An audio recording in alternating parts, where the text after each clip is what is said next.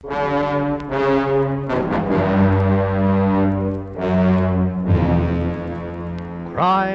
5.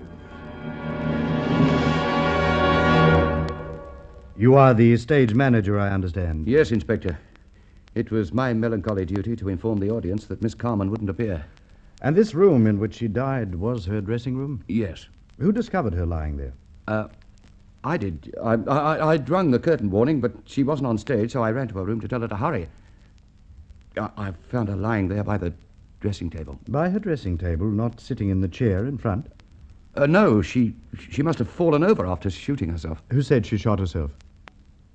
Well, the constable whom I called and I both saw the hole in the temple and the gun which had been discharged on the table. The gun has not been handled since? Oh, certainly not. And where a .38 came from, I can't imagine. But of course, she must have brought it with her. If, as you assume, she contemplated suicide, that would be the case. Well, my men have done all the necessary. We can now have the body removed. Look here, Turner. I'm not going on. Knowing that Sylvia was... Leonard, you have to go on. I've told the audience the show will be presented. So far... I don't care what they think. Human nature can stand so much, but not tragedy like this. You go on and play your scene, or I'll see you're sacked. All right. Your stage manager sacked me. You're Mr. Leonard Craven, aren't you? I interviewed you earlier, didn't I? Yes. Look, I swear to heaven I had nothing to do with it.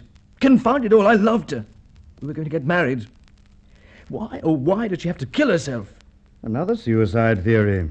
Well, Turner here first suggested it, and... Look and here, Craven, you're holding the curtain. Get on stage, please. I'm not going on any stage tonight. So you, Turner, can go to the devil. Go and tell the audience likewise. Now, gentlemen, let's have no shouting, please. This affair is sad, very sad, and I don't think this room is a fit place for hot argument.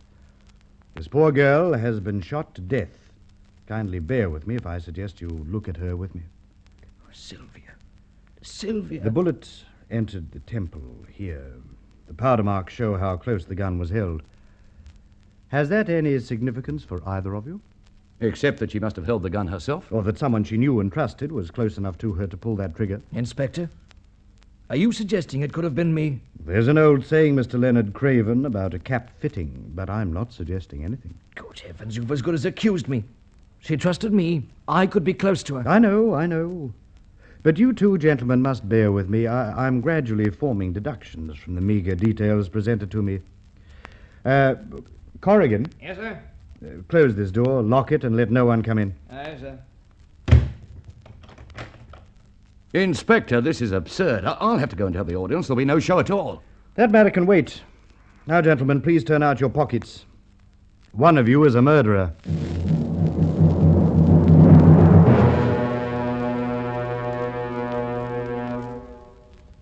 What did you say, Inspector? I said one of you is a murderer.